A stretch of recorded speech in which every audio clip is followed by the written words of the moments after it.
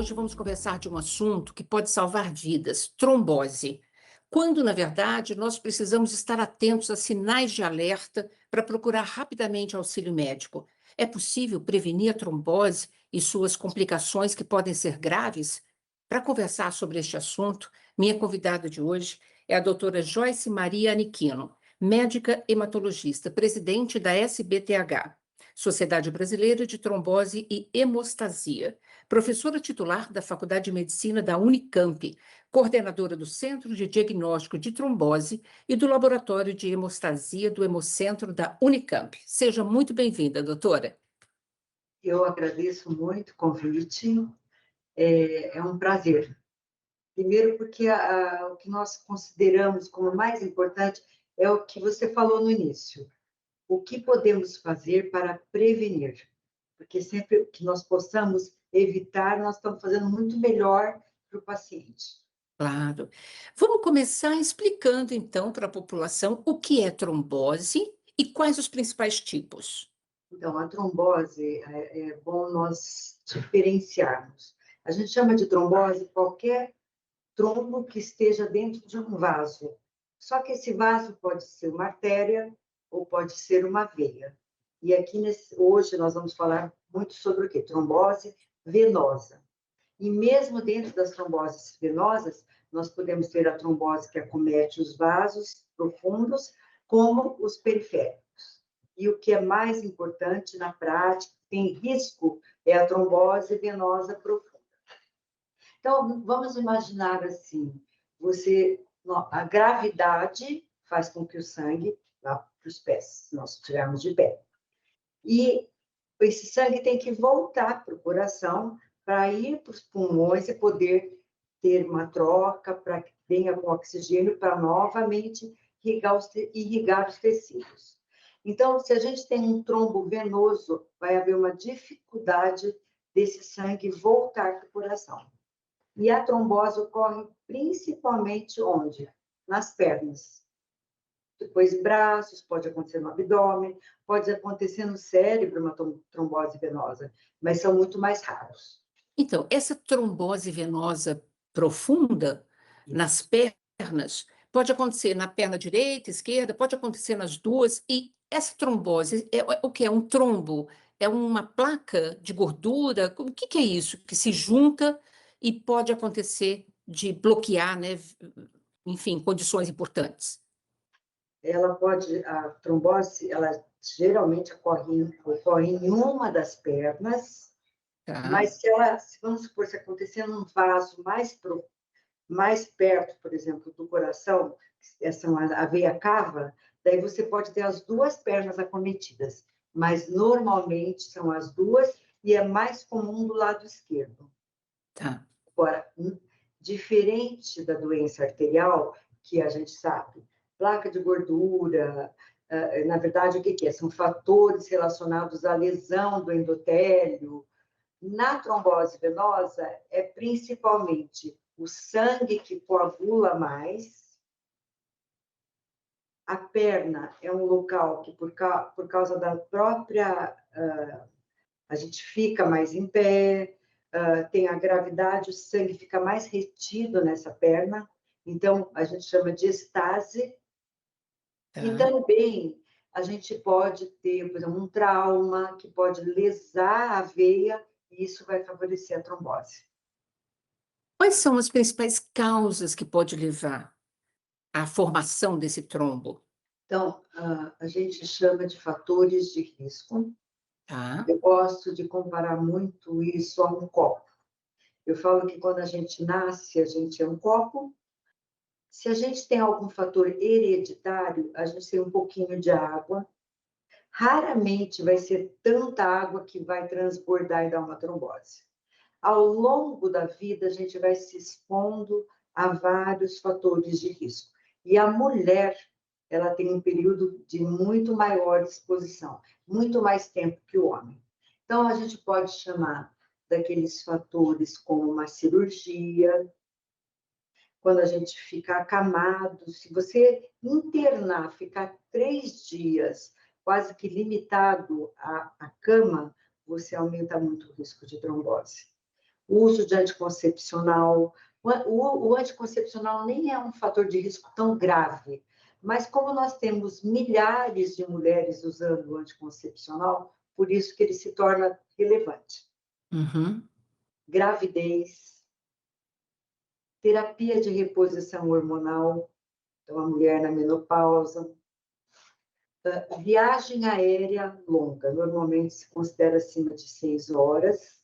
Da Tá. mesma forma, é um fator de risco leve, como anticoncepcional. Mas, como a gente tem muita gente viajando, então é algo que a gente tem que estar atento. E quando esses fatores eles se juntam, se sobrepõem, aumenta ainda mais o risco. É isso que eu estou imaginando naquele copo. A pessoa pode ter um fator hereditário, daí ela começa a usar um anticoncepcional. De repente, ela vai fazer uma viagem aérea. Pronto, transbordou de água e apareceu a trombose. Tá? Então, o câncer, isso vai se tornando cada vez mais importante. Por quê? Porque a população está envelhecendo, nós vamos ter cada vez mais gente com esse diagnóstico, que tem a ver bastante com a idade, então, cada vez mais a gente vai ter pacientes com trombose. Idade, acima de 50 anos, aumenta esse risco de trombose também. Uau! Olha como é que é importante a gente estar aprendendo mais sobre trombose e daqui a pouco nós vamos falar muito sobre como preveni-la. Uhum.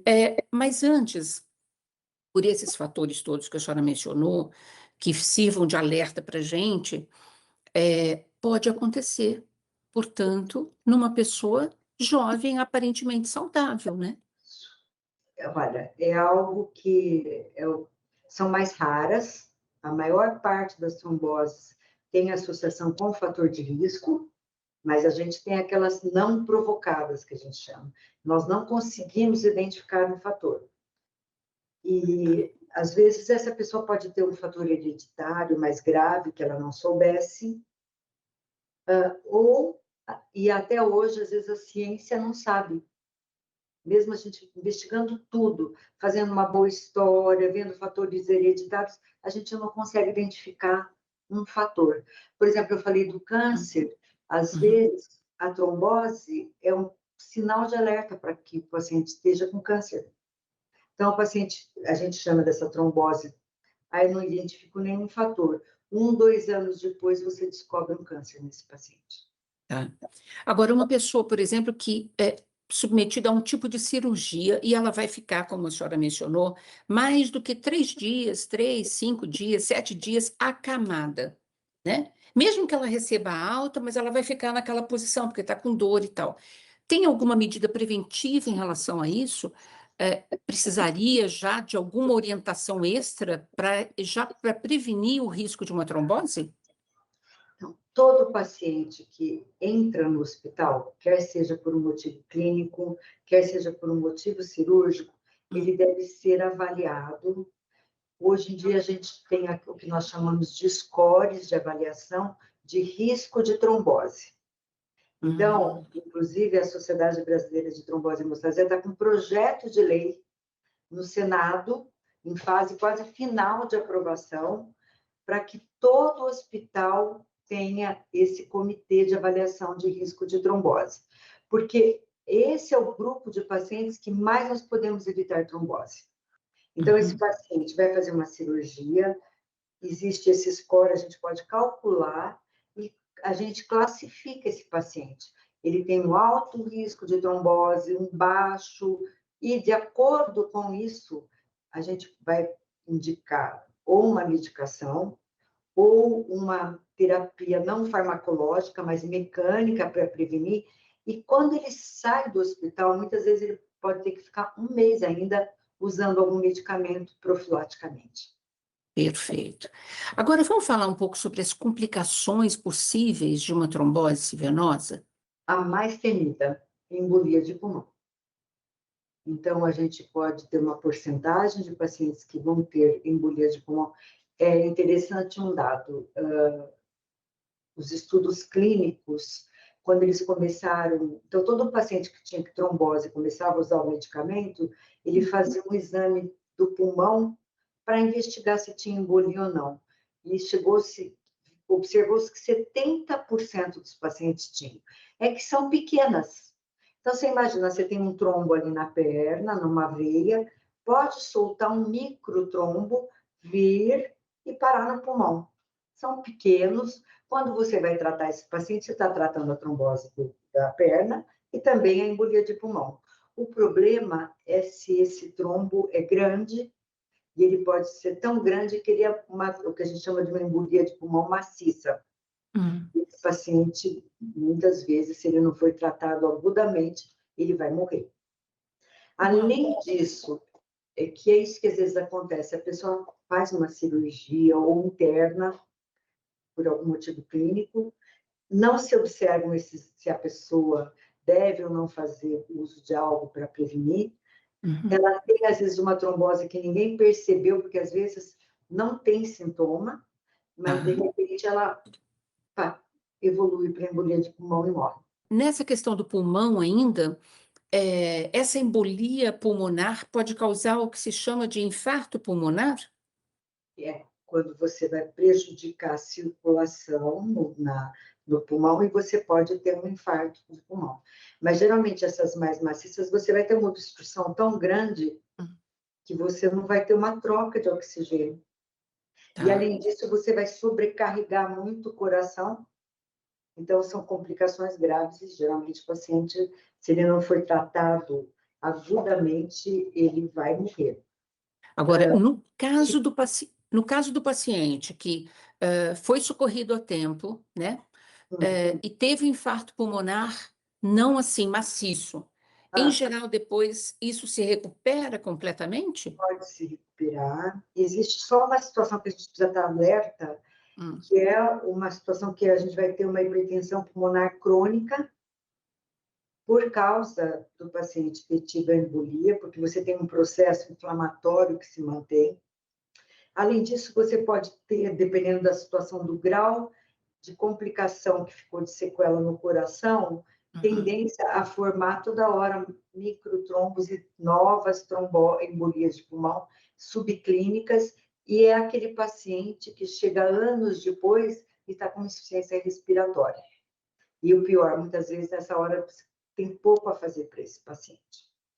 Eu acho que um ganho interessantíssimo, importantíssimo que nós temos hoje, já no Brasil, nós temos em alguns locais equipes treinadas para o diagnóstico precoce de embolia de pulmão grave e um tratamento que salva a vida. Você coloca um aparelhinho que tira aquele trombo e, com isso, você dá vida para a pessoa. Na verdade, se não fizesse isso, ela ia morrer. Então, hoje, são casos raríssimos, isso que eu quero explicar, é raro acontecer, de precisar isso. Mas isso é importante, porque se não for feito, esse paciente vai morrer. Agora, além da embolia de pulmão, uma outra complicação, e que eu falo que é algo muito solitário para o doente, que é a síndrome pós-trombótica. Ok. Trombose na perna. Então, quase 50% dos pacientes, eles ainda mantêm um trombo que fica ali junto no vaso. Tem uma fibrose por cima. É como se aquele trombo ficasse incorporado naquele vaso. Então, isso vai prejudicar a circulação de volta, vai induzir um aumento da pressão nos vasos da perna, você vai ter inflamação crônica. Então, o que esse paciente pode ter? Ele pode ter desde só dor, mas ele pode ter vermelhidão na perna, inchaço, até a pele pode ficar endurecida, escurecida, até formar úlceras. E a gente, como professor, e tendo bastante contato nesse sentido, sempre orienta os alunos. Avaliem o paciente depois. Isso aí pode acontecer depois de uma trombose aguda em até 2 anos. Às vezes isso pode demorar um tempo para aparecer. Mas orientar para quê? Para que o paciente possa ser tratado dentro do melhor possível. Então, aquele que reclama da dor, eu tenho um pouquinho de inchaço, às vezes o médico não valoriza tanto, mas é super importante, porque isso pode piorar. Então, é importante a gente avaliar bem isso. Olha, doutora, eu vou precisar chamar um rápido intervalo e no segundo bloco a gente vai falar sobre prevenção, ok? Ótimo. Não sai daí não, a gente volta já já.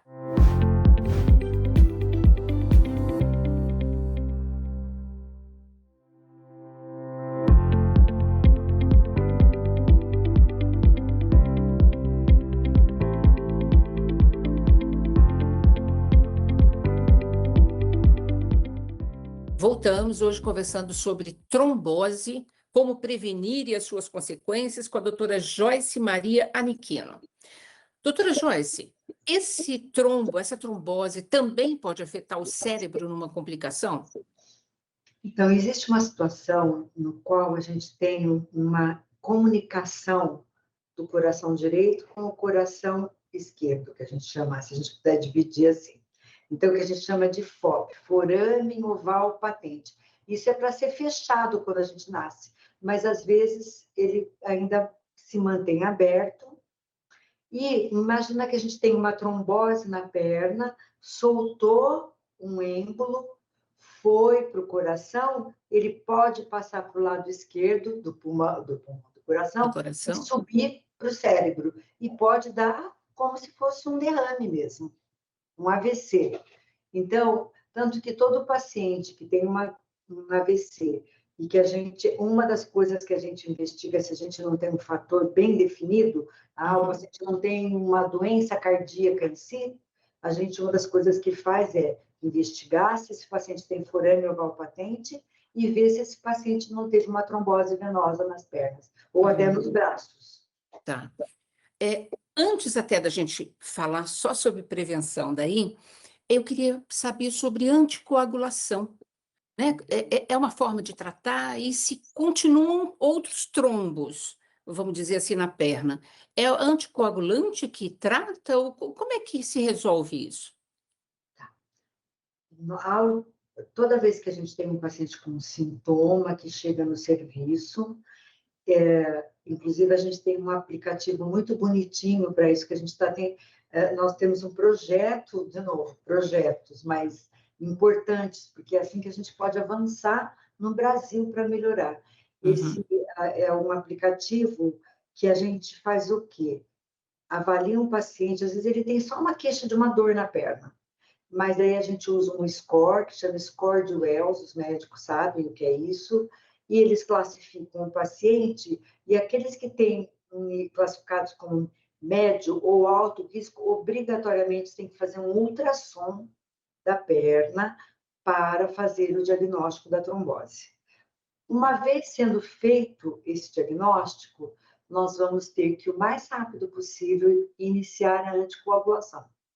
Então, é um tratamento com um anticoagulante. Se a gente pensar assim, tratar, o certo seria tirar esse trombo da perna. Não é tá. isso que a gente faz.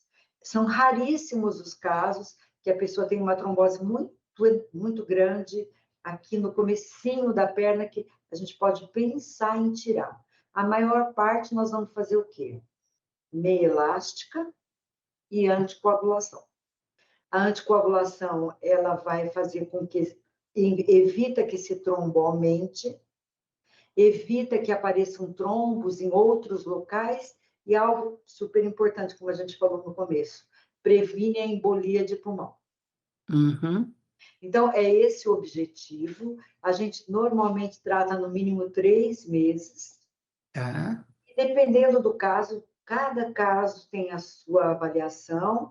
Pode ser que esse paciente precise tomar anticoagulante para o resto da vida, pode ser que esse paciente tenha que tomar um tempo maior, ou com Uhum, 3 meses a gente já possa retirar.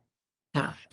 É importante que sempre é o médico quem vai ver, porque são raros casos também que não podem usar anticoagulante, porque eles têm um risco hemorrágico tão grande que não pode.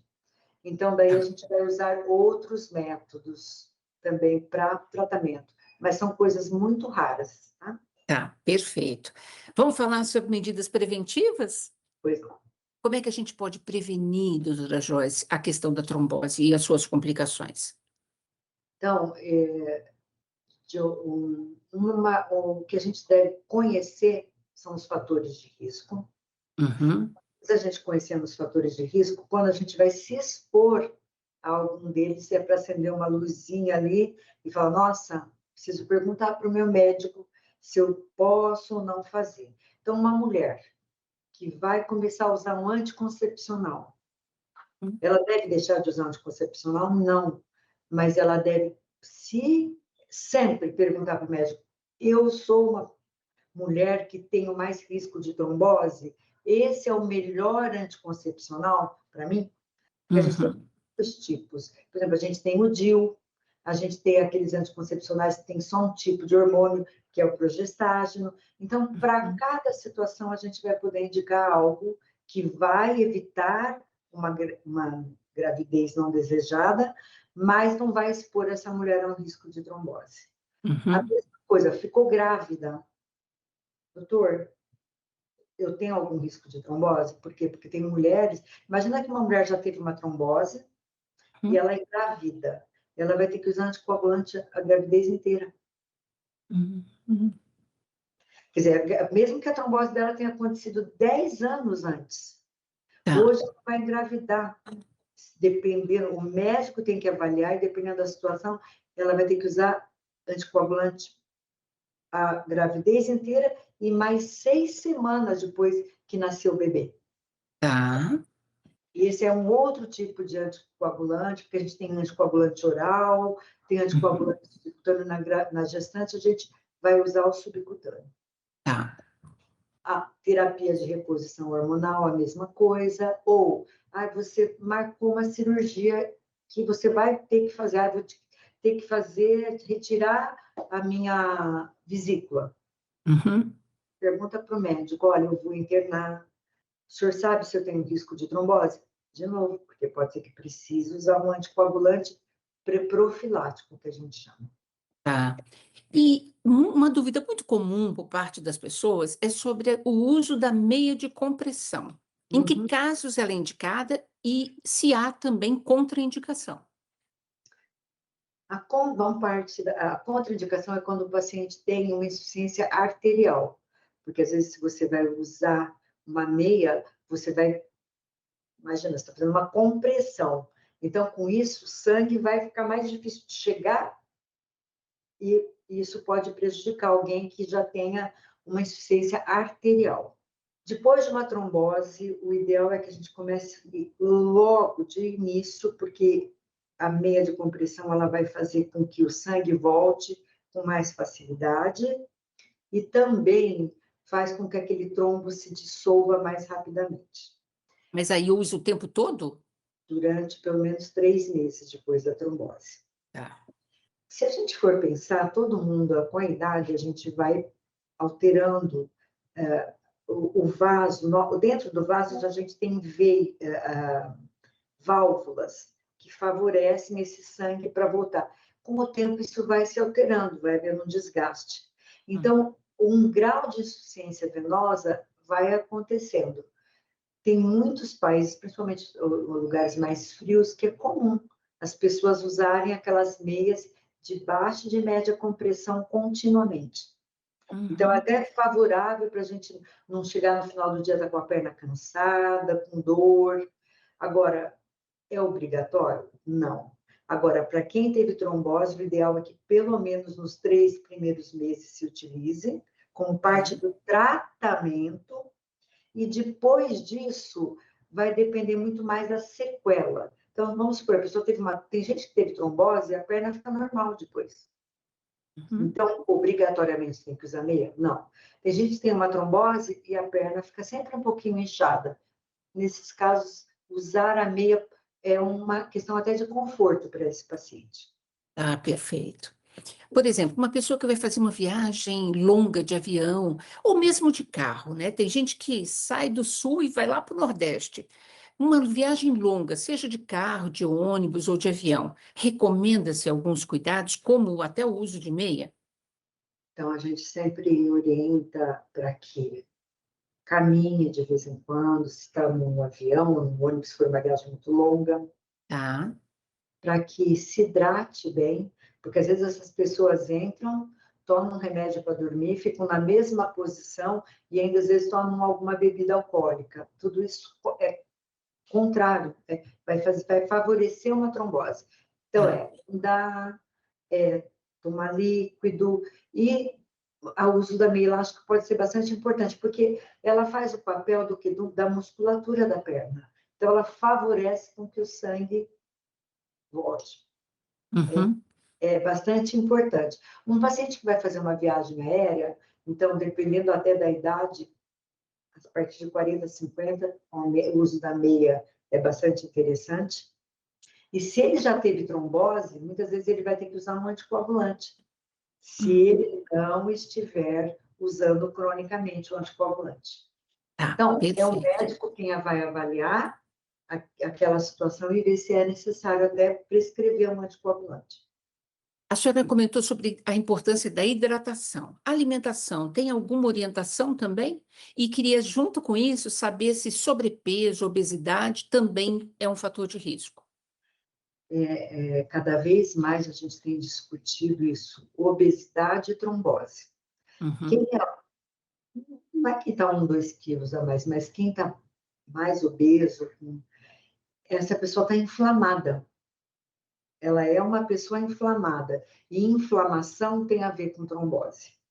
Tá. Além disso, se a pessoa ainda é bastante obesa, imagine esse retorno venoso fica alterado. Uhum. Então, são fatores anatômicos e são fatores mesmo do próprio organismo. Eu gostaria de saber, nosso tempo infelizmente está acabando, qual é o especialista mais indicado para tratar e acompanhar este paciente na pós-ocorrência de uma trombose? Olha, normalmente cirurgião vascular é quem faz a maior parte dos diagnósticos, o clínico também e o hematologista. Hum. Na verdade, o hematologista vai avaliar muito mais o risco dessa pessoa ter uma hipercoagulabilidade, ela poder ter uma doença hereditária que favoreça a trombose, o vascular, se essa pessoa precisa colocar às vezes uma molinha dentro do vaso, Tá, fazer esse diagnóstico através do ultrassom e assim por diante. tá. Ó, nosso tempo terminou, eu queria um recado final da senhora. O recado é que as pessoas ah, se interessem mais por esse assunto, leiam, saibam quais são os fatores de risco, para quê? Para que elas possam prevenir, porque 50% dos casos de trombose venosa poderiam ser evitados com medidas simples, que tem muito a ver com a educação das pessoas e dos profissionais que atendem essas pessoas. Olha, muito obrigada, viu, doutora Joyce, pela sua participação, foi incrível. E que bom que esse nosso programa, então, todo mundo vai poder assistir e se informar melhor sobre como prevenir, né, as complicações de uma trombose. Obrigada. Eu que agradeço, foi um prazer. Obrigada a vocês também, continuem nos acompanhando por aqui. Rede Câmara São Paulo, sua conexão com a política da cidade. Beijo, gente, obrigada e até a próxima.